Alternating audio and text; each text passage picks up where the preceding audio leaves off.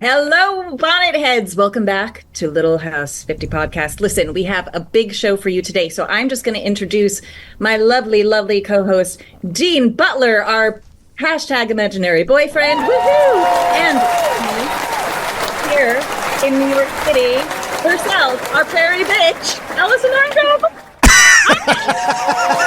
Yay! I'm so glad. It's so fun to be with her in person. What?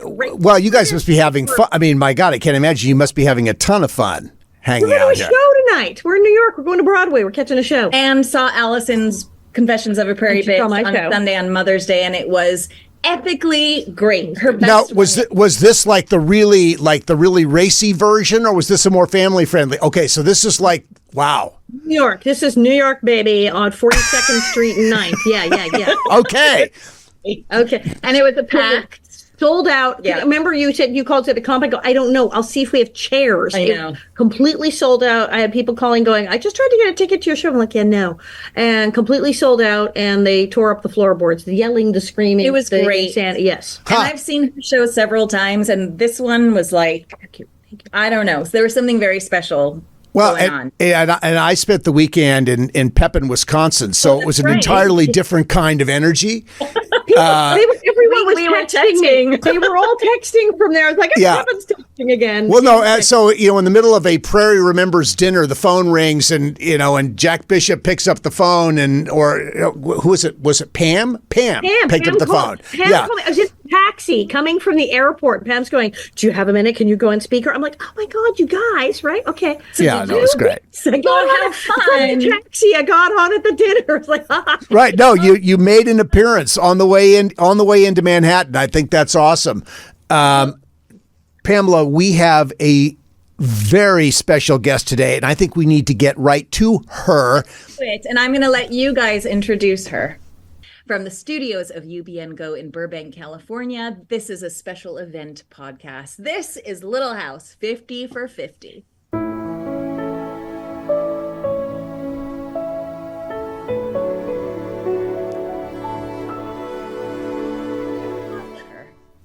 I met her in 1979 when I joined the cast of Little House. She has lived her life at the center of the Little House universe. As the show celebrates 50 years, she just celebrated 60 years last week. Unbelievable. Allison. ladies and gentlemen, bonnet heads, yes, my arch nemesis, childhood BFF, Melissa Gilbert.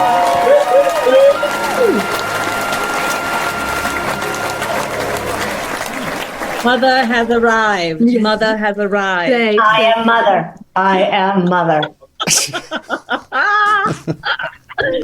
Amazing. Thank you for being here. Thank you so much for being here. This is Well, I almost didn't make it because I'm 60. I'm kidding. Everything I do right What now does that mean for me? Oh my. Okay. Well, I'm 62. I'm going back to bed then. Yeah, right, exactly. We're all checked out. Everything I say right now, because it's not even been a week, I just keep saying it's because I'm 60. yeah. Just- Why not? Yes, you've earned that. Excuse. Yeah. Yes. We were all together. What is it, about a month ago? More than a month ago for the Simi Valley event, which was insane. I'm still recovering. Yeah, I'm a same. mess. I'm a mess. Was that fun for you? I mean, did you have a good time? Did it meet your expectations? It's so important to us that it did.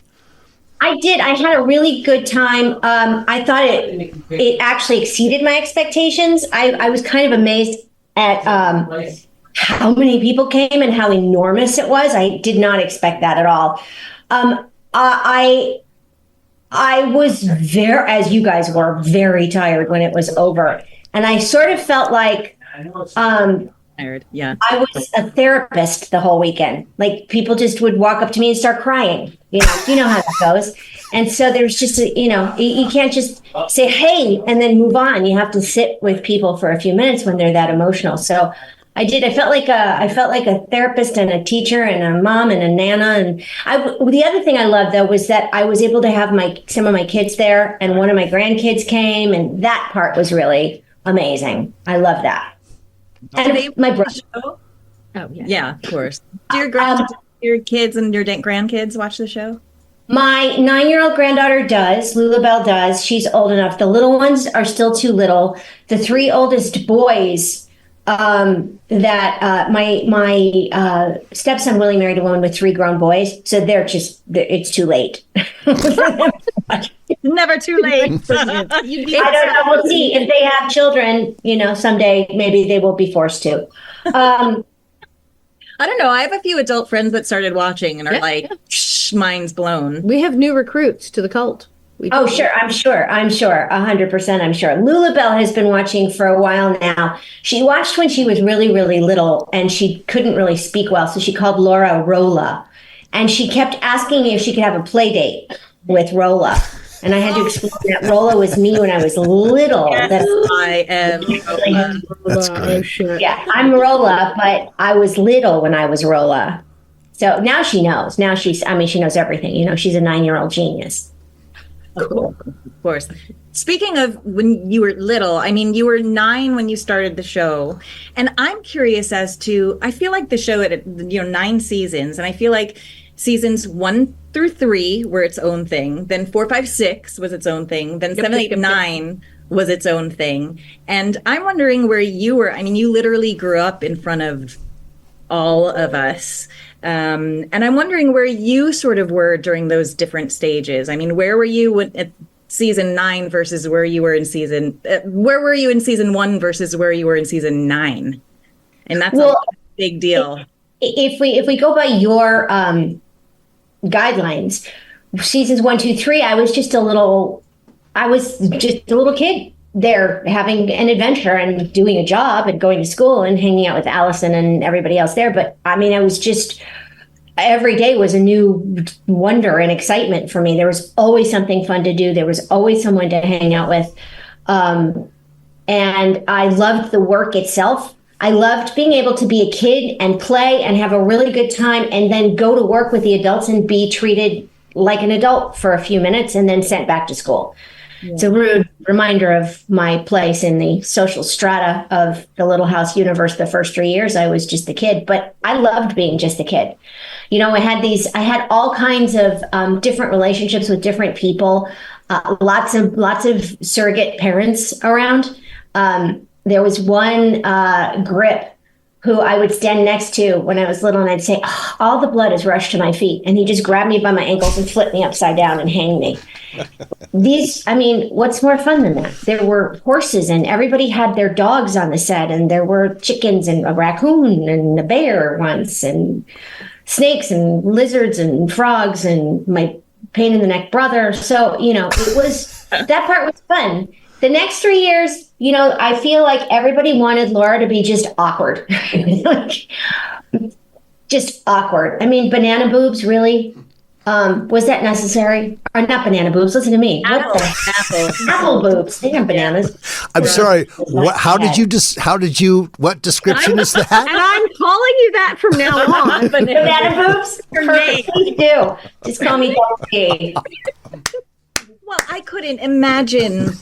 My adolescence was so awkward. Yours was not. You still looked like you through all the stages of your life. We were awkward. We were both very awkward. Do you feel? I didn't want to, though. I wanted to look like everybody else. I wanted to be able to cut my hair like everybody else and wear clothes like everybody else. And I couldn't because my hair had to be in those braids all the time. So I couldn't have a cute hairstyle. Some people got to have a cute hairstyle underneath. Talking to you there, sister. I didn't. I had to get my hair. It was cute. It had bangs, but I couldn't change my bangs. I couldn't change the length because the 2-piece had to be combed in the wig and the bangs. That's true. This is my hairstyle. It was Barbie, but it had to stay Barbie for the whole time. The challenges that young women go through. It's like, guys put on a T-shirt, some jeans, and you just sort of like step into the world. For young women, girls to young women, that's a huge, huge time. Well, it's a big time. Go ahead.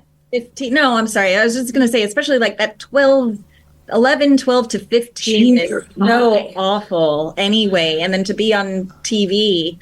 You know. And then, you're in junior high and they sit you down and say, okay, now you're going to get married. To a grown-up. Oh, God.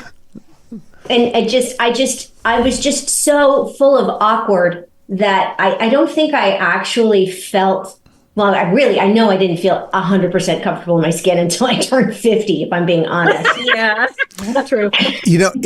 Boy, there's something to be said for that. But, I know I've said this to you before, but I want to say it to make sure everybody understands.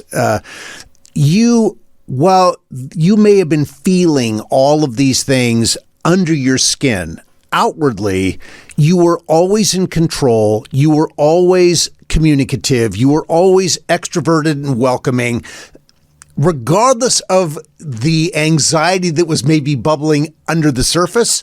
On top, it was all good. It was always good. It was all fine unless someone looked at my hands. My nails were so bitten. I don't bite them anymore, but they were bitten too. I mean, they would bleed. I would bite my nails so low. Wow. So there was definitely stress there, but I didn't show it. And also, I feel like the work environment got to eventually to be easier than home, especially after my father passed away. When you visit Simi Valley, California, you are stepping into the pages of history.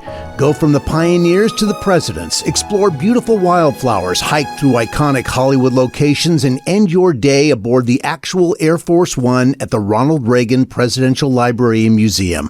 Less than 15 minutes from Los Angeles and 30 minutes from Universal Studios, Simi Valley has small-town charm with big-time history. Go to visitsimivalley.com for more information. Who else do we want to thank, Allison? We also want to thank Cozy TV because, hey, we're on there. Road X, Modern Prairie. Modern Prairie. Price for the city of Simi Valley, of course. Adventist Health in Simi Valley. Thank you for your support of the Little House 50 for 50 podcast.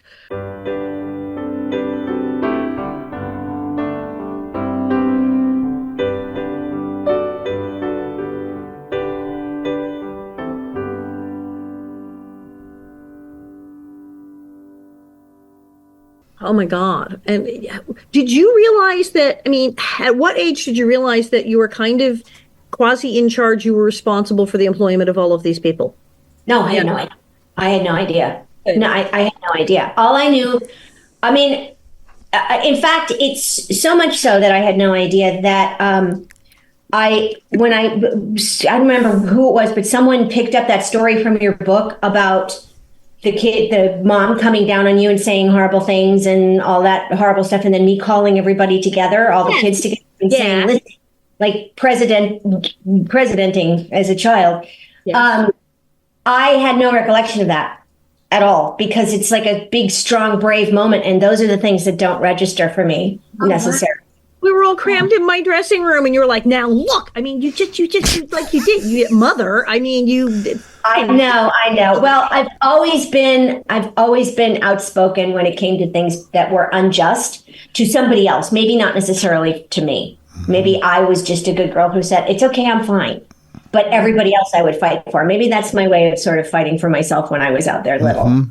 And you were supposed to be fine when your father died, and you were supposed to be fine. You're supposed to be fine. How did you process that and working every day? And what was that like? I don't remember 100%. I just remember going. I was in school. We were on hiatus when he passed, and we went back to work a little while later. And I guess I found out later that all of the adults were told not to discuss it with me because I would be too upset. I know. They were told that, if she's too upset and she can't work, we have to send her home. Let's just maintain an even strain as long as possible. So nobody discussed it with me. So this would have been like season 2, 3 to what 11. So what was the season 2? Season 2, 76. Okay. Okay. So season 3. I didn't get the memo, and Annie Marion didn't get the memo. My Annie Marion or she got the memo and said, "This is stupid," because Annie Marion came to me and said, "Melissa's dad just died, and maybe you should say something to her. She's probably feeling really badly right now." Like, I don't know. Is that how you found out? Yes, like a normal person. Mm-hmm. She said, "Hey, maybe she's sad because her father died, and you should be nice to her."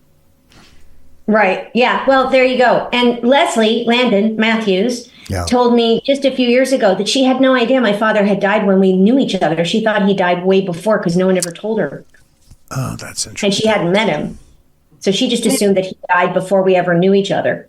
In retrospect, do you wish people had said something to you, or was it better not to? Yeah, of course. Yeah, I probably would have healed a lot more. I just kind of, buried everything that I was feeling. And then a lot of that came out on screen. Thank God I had the show. Otherwise, I'd be like Gilda Radner's Christina Crawford character, just switching all over the place with someone throwing bits of liver in my mouth. But I'm good. It's such a vague reference, but a good one. You get it. It's the right age group. So, yeah. Yeah, exactly. So I am blessed that I had that outlet, and it definitely came out on screen a lot. This conversation got fun fast, didn't it? Yeah, I mean, it got darker. Yeah, I mean, it definitely got more serious than I imagined it was going to get quickly. But it's also, I don't think people realize how much hard work it is to be an actor when you're 9 and you're fronting a network television show. You know what I mean? Like that's a lot of pressure, whether you realized it or not at the time. And then to deal with such a personal tragedy on top of it and still showing up to work and doing your job and yelling, I'm a woman, I hate you all. Well, that was later. Conviction. That was a little bit later, but let's not forget, and I think, the extraordinary partnership you had with Michael is, that had to be an enormous help during a very difficult time. I mean, it was, it was very clear. It was very clear to me that, I never felt like my job was not secure, for sure. Right. I always knew it never occurred to me that I would go anywhere. I just felt like we were we bonded during the pilot. We bonded during my screen test, if I'm being honest. Yeah. And it was instant. And then on those teeth. We both decide at the same time. I know. I got to tell you, I've got one grandchild that looks just like that too, and it kills me. I look at her and go, "Wow, it's so bizarre."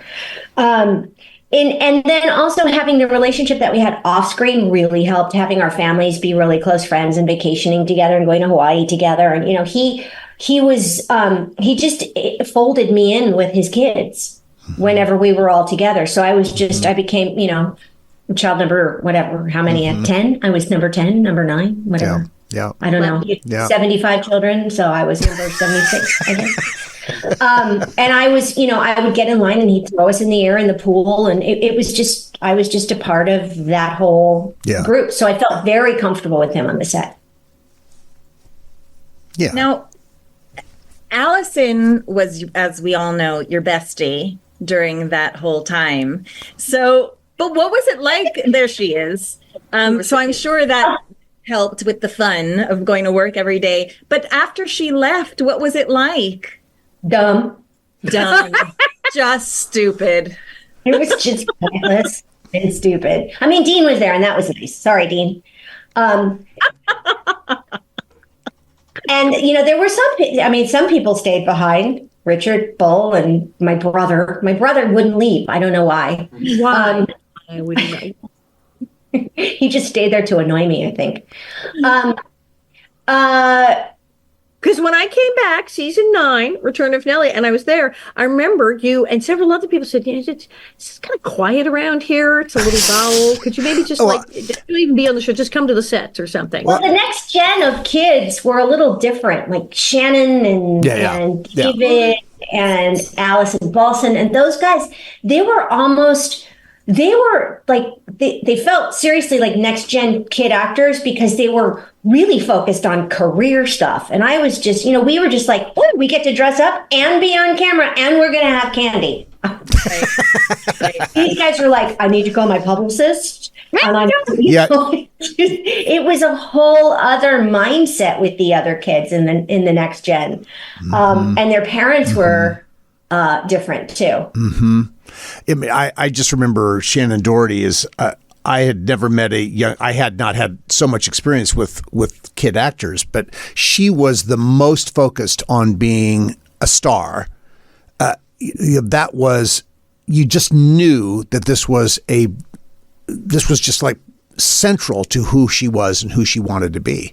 It was wasn't all the about job. that. It was all the other stuff too. Yeah. Which was the stuff that I just, I got to go to these fun things and travel and do stuff, but it didn't really mean that much to me. Well, I always remember when you were starting to go out and do things that you would have, I always remember the day you had this white, or period of time you had this white nail polish on, and you always had your hands hidden. So when you hugged anybody, it was like, it was like this. It wasn't open hands, it was closed hands, and you were covering this, covering the accoutrements of modern life.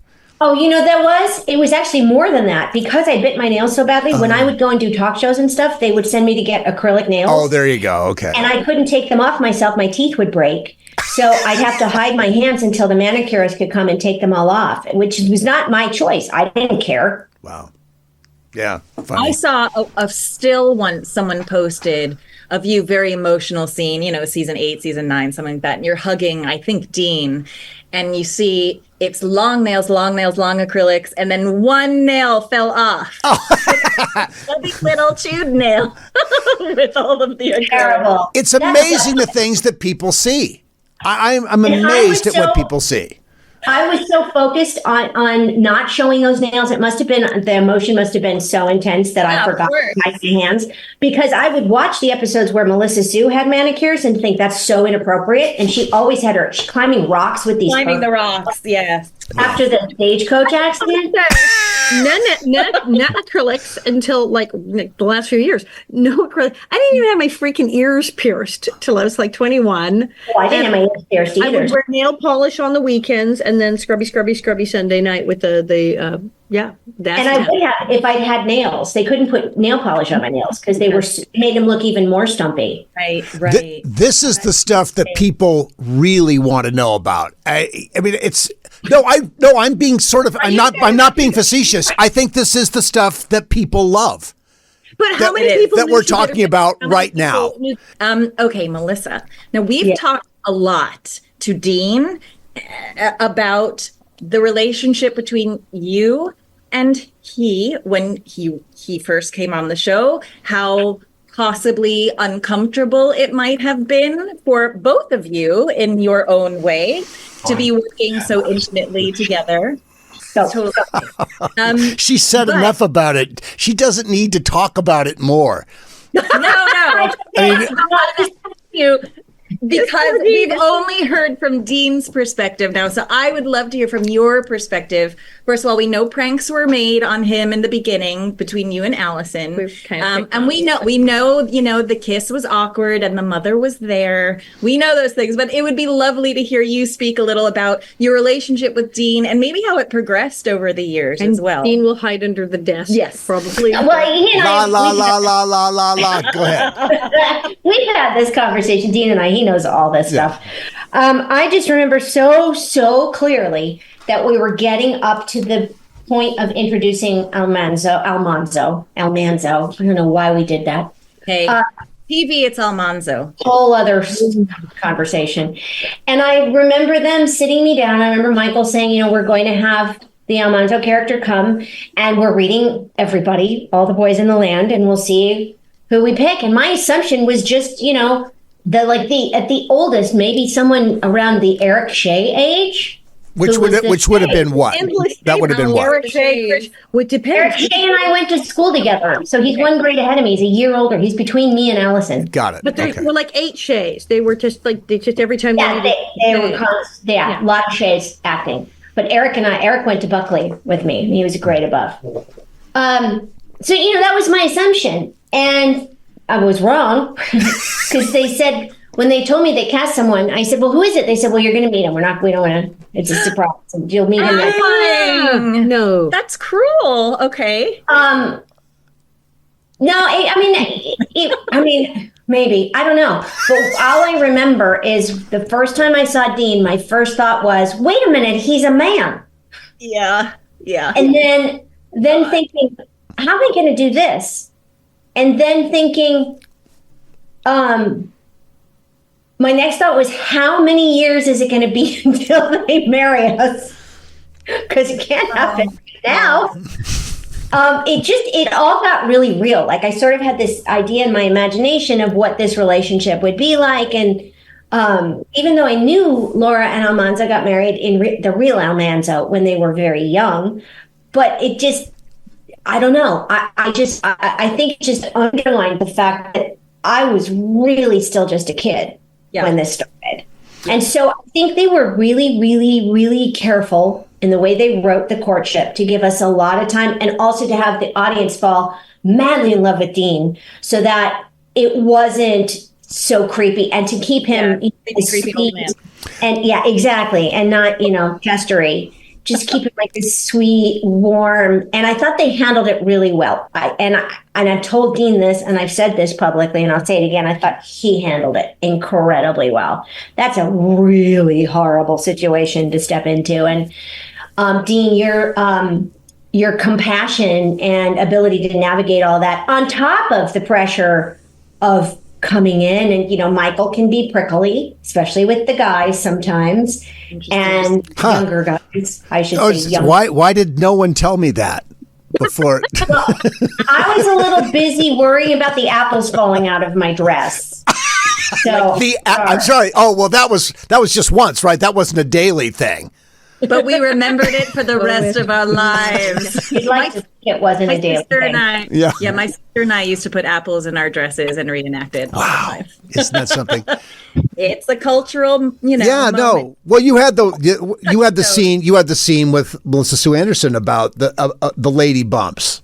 Right? I mean, was that just like a subplot? And I don't remember. I can't tell you the specific episode, but I certainly remember the scene. Yeah, the bumps. It was bumps. It was talking about bumps. Nellie has bumps. Mary has bumps. Everyone has bumps except me.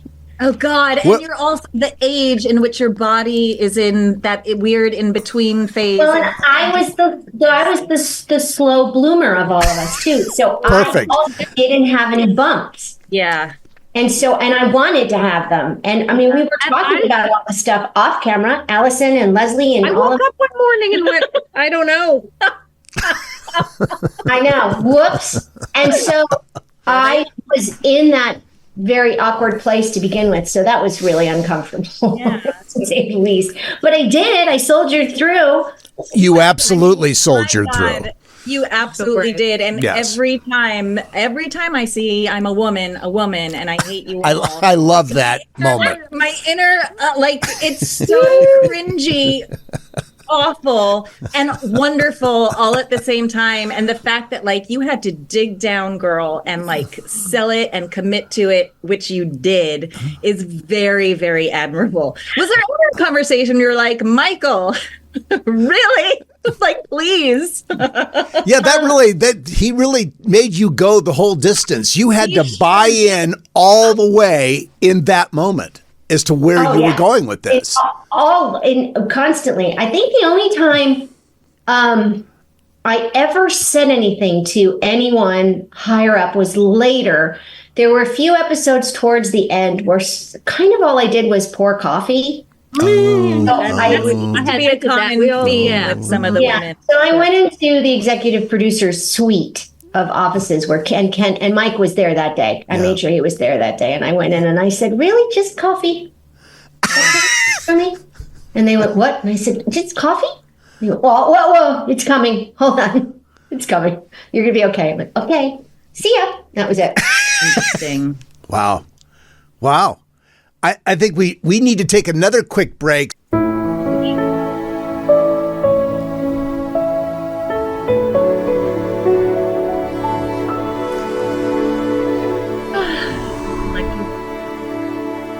We are so very grateful for SeeMeValley.com for their commitment to present the Little House 50 for 50 podcast that celebrates this 50th anniversary year. Can you believe it? Who else do we want to thank, Allison? We also want to thank Cozy TV because, hey, we're on there. Road X, Modern Prairie. Modern Prairie. Price for the city of Simi Valley, of course. Adventist Health in Simi Valley. Thank you for your support of the Little House 50 for 50 podcast.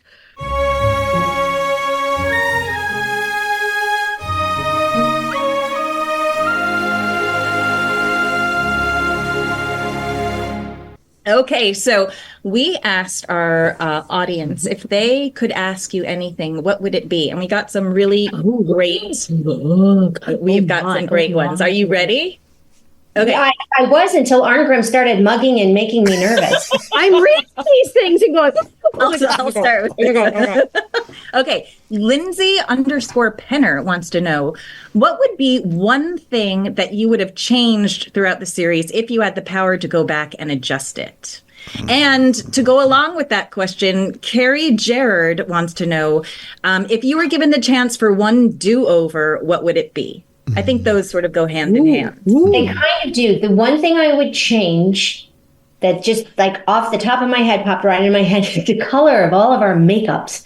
We all had to match tan Michael. Why? I drove home. I looked like a pumpkin thing. I mean, I did. It was terrible. Orange and bad and dark and weird, and we had to have it on our hands and on our, if our any skin that showed, because we are all normal colored people. And Michael was just always tan, and they lit to him.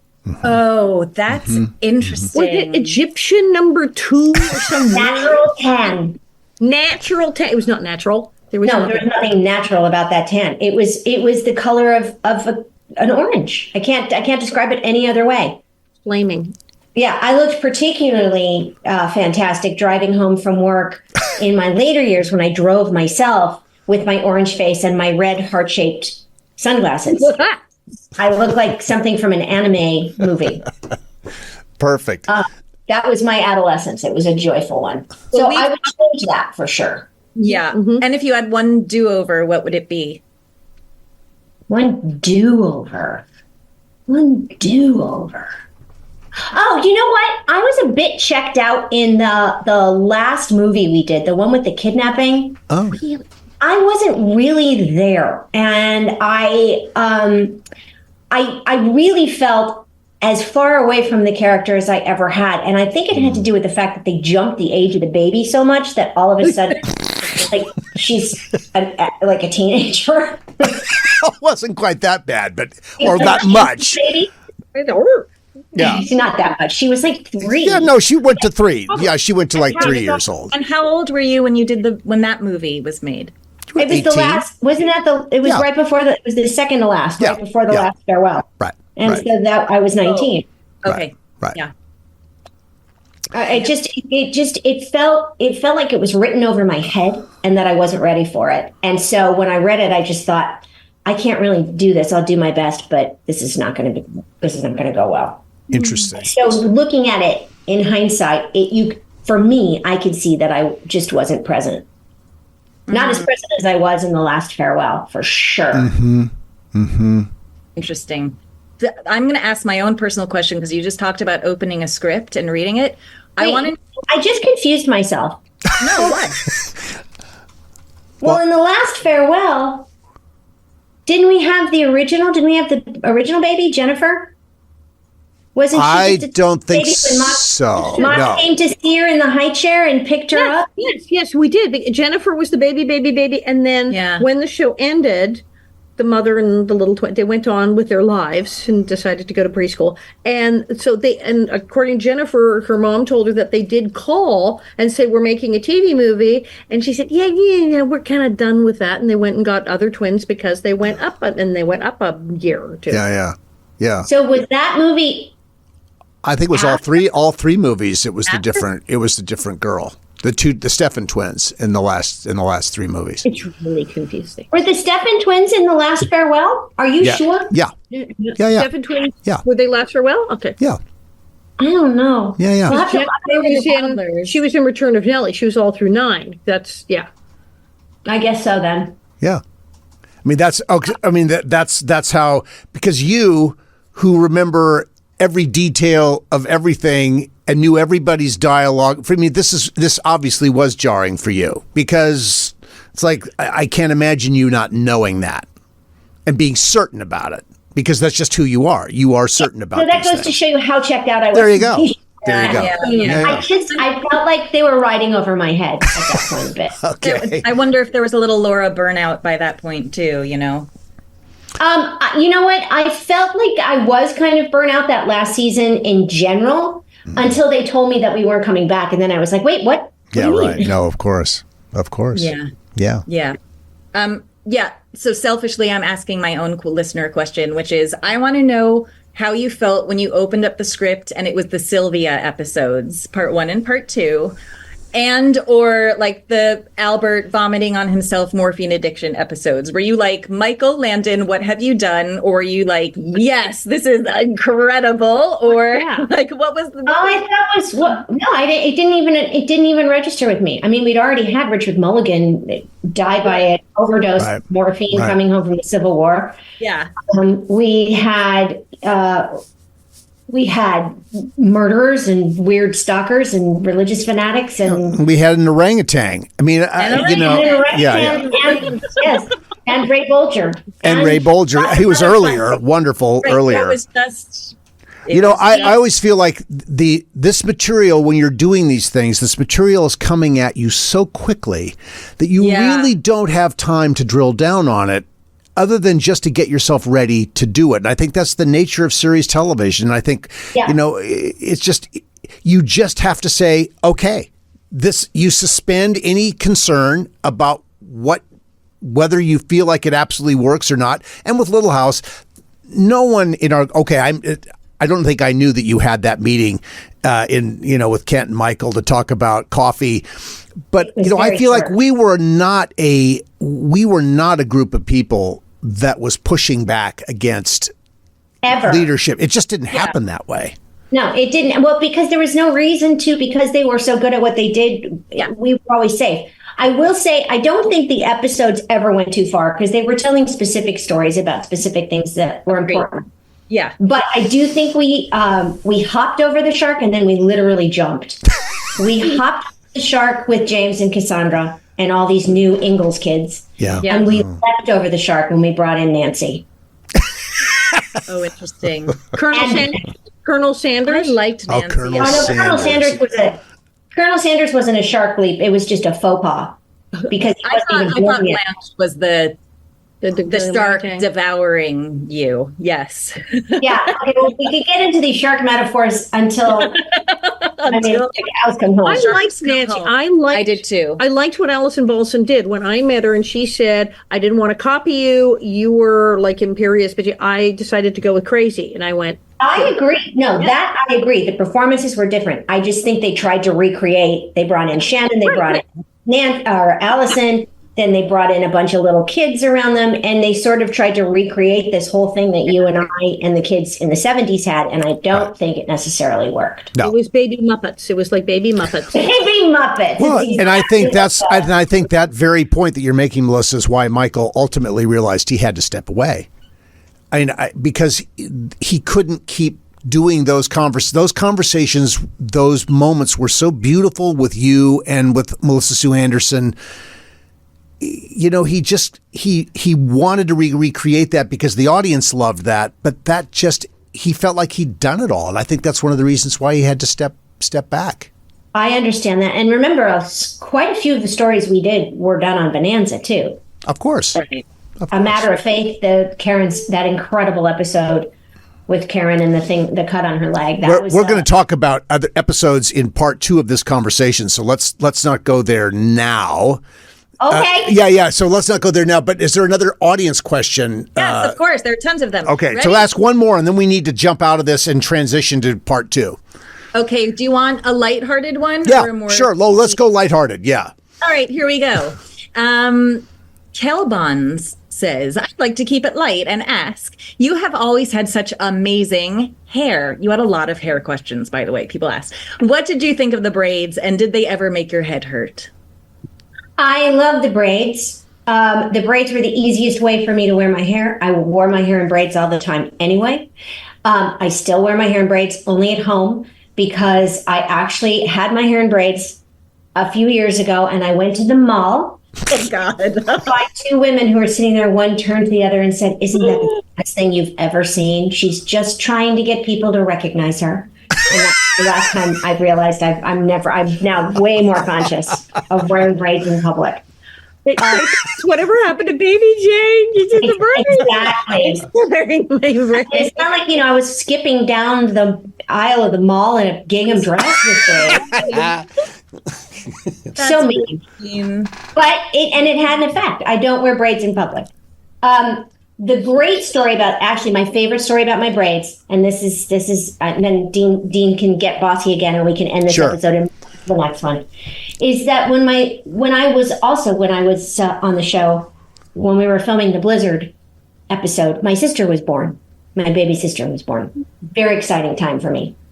And I would come home from work. She was in the room next door to mine. And I would come home from work and I would go into her room and I'd take my braids and I would tickle her and I'd go, tick, tick, tick, tick, tick.